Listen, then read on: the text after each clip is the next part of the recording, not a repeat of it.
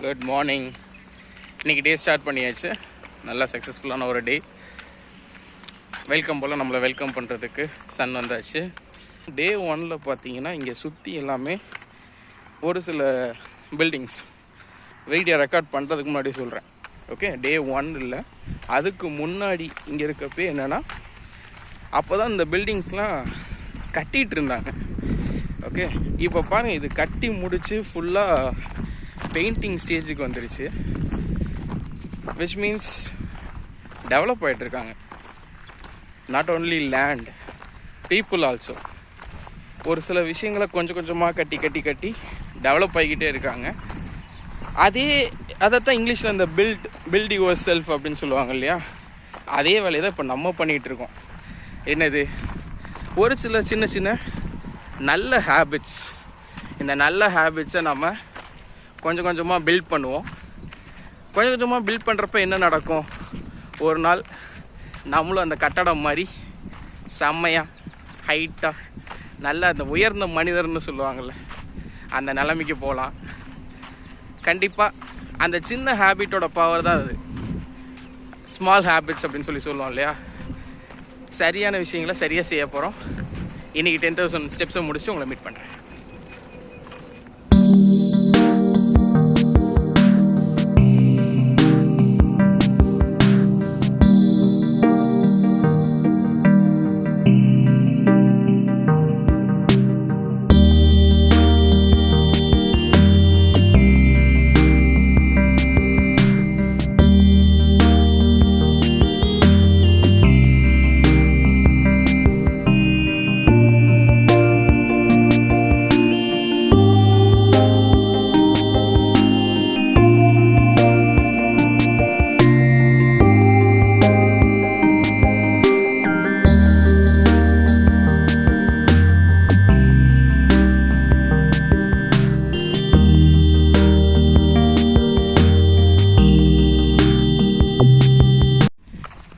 Happy news.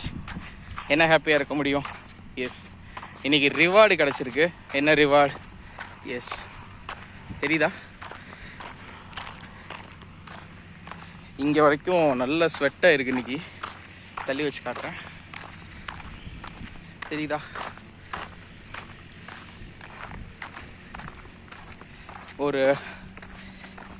ஒரு வாரத்தில் இன்றைக்கி தான் இந்த ரிசல்ட் கிடச்சிருக்கு. இன்றைக்கி டேவை நான் என்னவா எடுத்துக்கிறேன் அப்படின்னா, என்னோடய ஹேபிட் பேங்க்கில் இன்றைக்கி இன்ட்ரெஸ்ட் பேயிங் டே. என்ன இன்ட்ரெஸ்ட் பேயிங் டே? வழக்கமாக நம்ம பேங்க்லாம் பார்த்துருப்போம் இல்லையா, ஒரு அமௌண்ட்டை போட்டிருப்போம். Monthly once or 3 month once அல்லது 6 month ஒன்ஸ், சில பேர் இயர்லி ஒன்ஸ் கூட இன்ட்ரெஸ்ட் கிரெடிட் பண்ணுவாங்க. என்ன இன்ட்ரெஸ்ட்? நான் என் அமௌண்ட்டு பத்திரமா இருக்கணும்னு உங்கள்கிட்ட கொடுத்து வைக்கிறேன். எக்ஸ்ட்ராவாக நீங்கள் எங்கள்கிட்ட ஒரு நம்பிக்கையாக கொடுத்துருக்கீங்க இல்லையா, அதுக்காக நாங்கள் உங்களுக்கு எக்ஸ்ட்ராவாக மணி தரோம் அப்படின்னு சொல்லிட்டு அவங்க இன்ட்ரெஸ்ட் அப்படின்னு ஒன்று கொடுப்பாங்க. உங்கள் இன்ட்ரெஸ்ட்டுக்கு நாங்கள் ரிவார்ட் பண்ணுறோம், அதுதான் இன்ட்ரெஸ்ட். அப்படி இன்றைக்கி என் பேங்க், என்னோடய habit bank, Madankumar habit bank. இந்த ஹேபிட் பேங்க்கில் ஒரு 10 நாளாக ஒழுங்காக நடந்திருக்கடா நீ, ஓகே, அதுக்கு வெயிட் லாஸுங்க தான் பெரிய ரிவார்டு. அந்த பெரிய ரிவார்டு தரதுக்கு முன்னாடி குட்டியாக மோட்டிவேட் பண்ணுறதுக்காக இந்த ஸ்வெட்டு கொடுத்துருக்காங்க. சீரியஸ்லி செம்ம ஹாப்பி. நல்ல வெயில் நடக்கிறப்போ இது ஒரு நல்ல ஒரு பெனிஃபிட்டாக இருக்கும். முக்கியமாக இது எப்போ நடக்கும் அப்படின்னா, காற்று இல்லாதப்போ.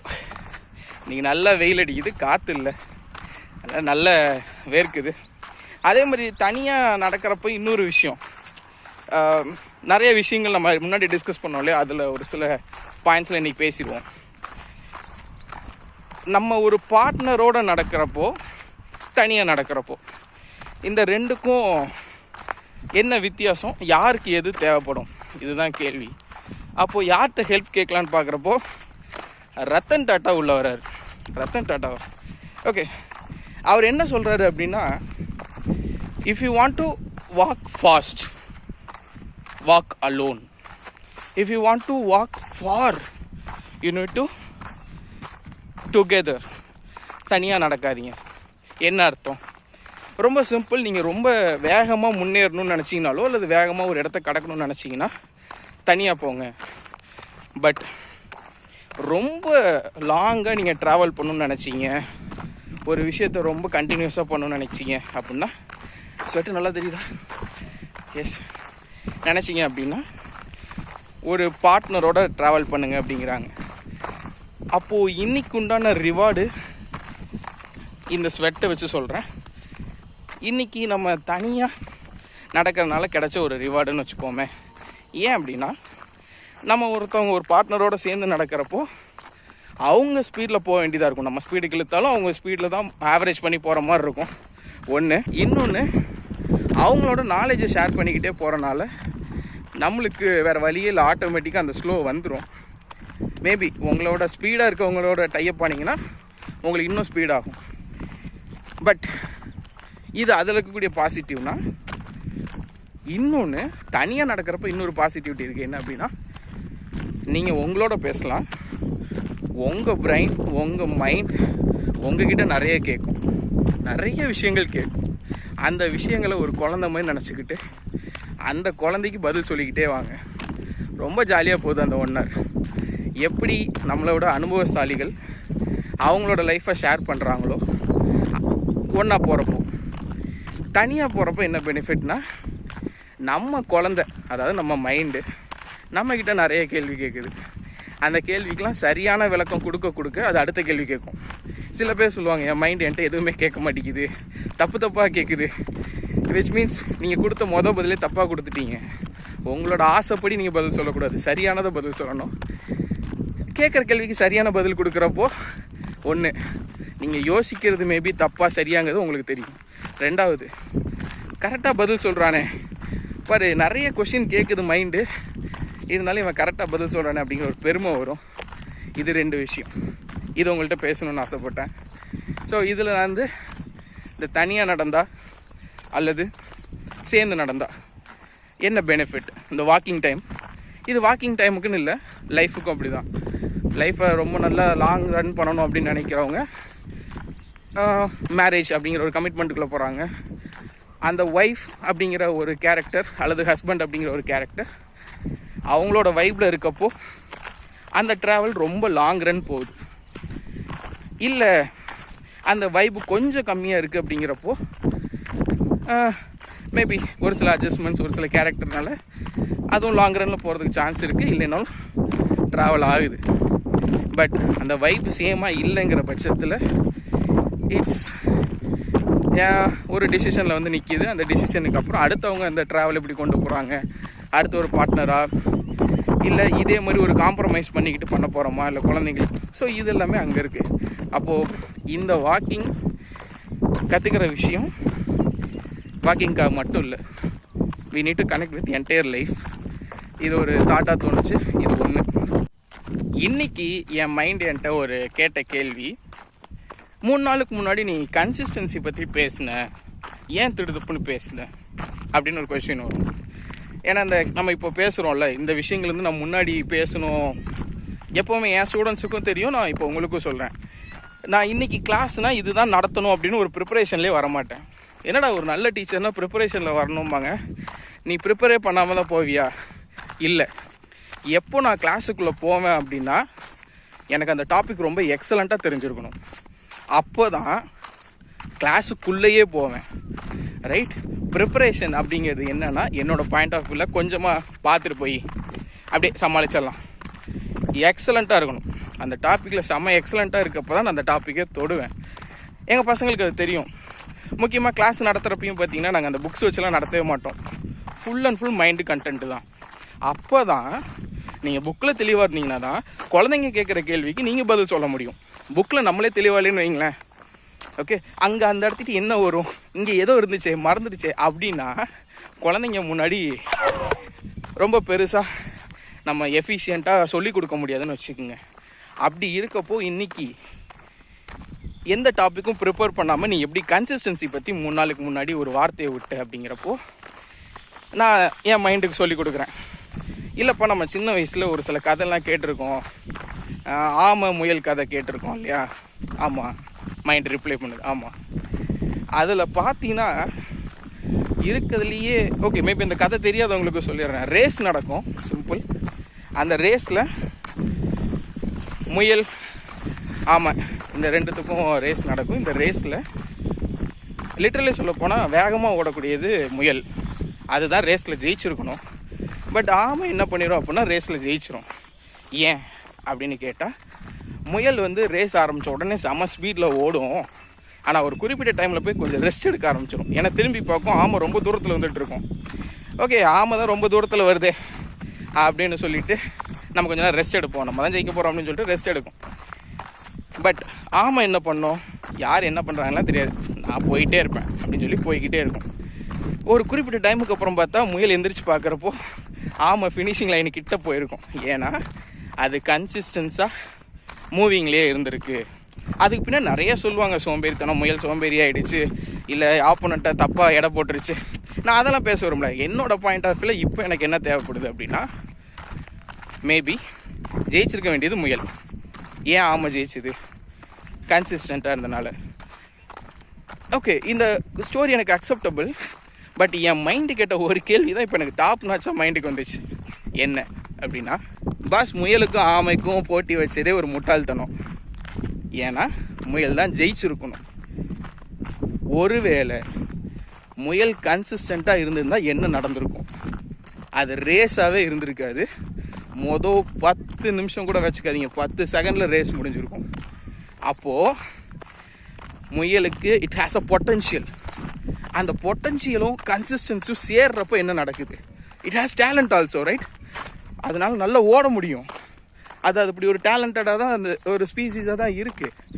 அப்போது அந்த ரேஸில், நம்ம சொல்லிக்கிற சோ கால்ட் ரேஸில், அந்த முயல் மட்டும் கன்சிஸ்டண்ட்டாக இருந்தால் என்ன நடந்திருக்கும்? நம்ம ஸ்டோரியை தப்பாக சொல்லியிருப்போம். ஏண்டா இப்போ அந்த ஸ்டோரியை தப்பாக சொல்லியிருப்போம். ஆமைக்கும் முயலுக்கும் போட்டியா? அப்போ தான் எனக்கு ஒரு மைண்டு வந்துச்சு. நிறைய சக்ஸஸ்ஃபுல் பீப்புள்ஸ் நம்ம லெவலை தாண்டி இருக்காங்க இல்லையா, அவங்க எல்லாருமே எவ்வளோ சீக்கிரத்தில் அவங்களுக்கு ஒரு பொட்டன்ஷியல் இருக்குதுன்னு தெரிஞ்சுக்கிட்டு அதை கன்சிஸ்டண்ட்டாக க்ரோ பண்ணி டெவலப் பண்ணுறாங்களோ, தே ஆர் த வின்னர்ஸ். சும்மா நாச்சுலாம் அவங்க லெவலை தாண்டி போகல, இல்லை அவங்க அப்பா அம்மா காசில் வளர்ந்துட்டாங்க, அதெல்லாம் கிடையவே கிடையாது. சொத்துனால வராங்க, இல்லை சொந்த பந்தத்தில் யாரோ ஒருத்தர் ஹெல்ப் பண்ணாங்க, மேபி இருக்கலாம். நான் என்ன சொல்கிறேன், நான் சொல்ல போகிற பீப்புள் யாருன்னா, தே ஆர் அவங்களா டெவலப் பண்ணி, செல்ஃபாக டெவலப் பண்ணி, செல்ஃபாக க்ரோ ஆகி ஒரு டைமில் ஒரு அச்சீவ்மெண்ட்டில் நம்மளுக்கு ரோல் மாடலாக இருப்பாங்கள்ல அவங்க. அப்போது உனக்கு டேலண்ட் இருக்குன்னு தெரிஞ்சிருச்சா, சூப்பர். ஆனால் சக்ஸஸ் ஆகலை அப்படின்னு நினச்சின்னா ஒன்றா தான் இருக்கும். நீ முயல், உனக்கு டேலண்ட் இருக்குது, பட் கன்சிஸ்டன்சி இல்லை. கன்சிஸ்டன்சி இருந்திருந்தா உனக்கு காம்படிஷன் ஆமை கிடையாது, வேறு ஏதோ ஒரு முயலாக இருந்திருக்கும், இல்லை அதை விட பெட்டராக வேறு ஏதாவது ஸ்பீசிஸாக இருந்திருக்கும், மானாக இருந்திருக்கலாம், எதாக இருந்திருக்கலாம். அப்போ கேள்வி என்ன? If you are talented, please please please don't forget consistency.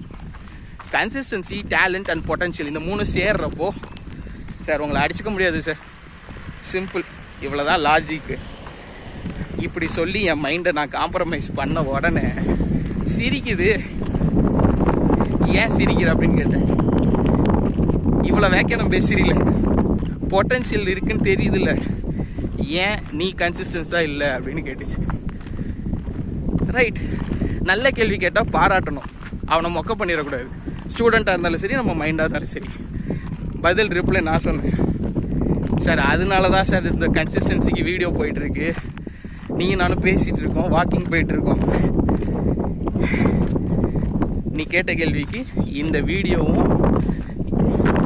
பார்த்துட்டு இருக்க சப்ஸ்கிரைபர்ஸும் தான் எவிடன்ஸ். நம்ம கன்சிஸ்டன்சி ஃபாலோ பண்ண ஆரம்பித்தாச்சு. கண்டிப்பாக கன்சிஸ்டன்சி இனிமேல் ஃபாலோ பண்ணியே ஆகணும், பண்ணுவோம். பட் நானும் என் மைண்டும் அப்படி நல்ல ஒரு கான்வர்சேஷன் பண்ணுறதுக்கு ஹெல்ப்ஃபுல்லாக இருக்கக்கூடிய நீங்கள் அண்ட் இந்த ஹேபிட் அண்ட் இந்த universe, thank you so much, thank you. இது இன்றைக்கி நாங்கள் டிஸ்கஸ் பண்ண விஷயம் உங்கள் கூடயும் ஷேர் பண்ணணும்னு நினச்சோம், ஷேர் பண்ணிட்டேன். இது என்னோடய மெமரிஸாக இருந்தாலும் சந்தோஷம். ஃப்யூச்சரில் இல்லை யாராவது ஒரு சப்ஸ்கிரைபருக்கோ அல்லது ஒரு வியூவர்ஸுக்கோ இது ஹெல்ப்ஃபுல்லாக இருந்தாலும் இன்னும் சந்தோஷம். பட் மைண்டு கூட ரொம்ப பேசிடாதீங்க, ரொம்ப தனிமைக்கு போயிடுவீங்க. பட் அது ஒரு குழந்தை, அது கேட்குற கொஷினுக்கு அழகாக பதில் சொல்கிற அளவுக்கு நீங்கள் திறமையை வளர்த்துக்குங்க. ஓகே, 10,000 ஸ்டெப்ஸை முடிச்சுட்டு மீட் பண்ணுறேன்.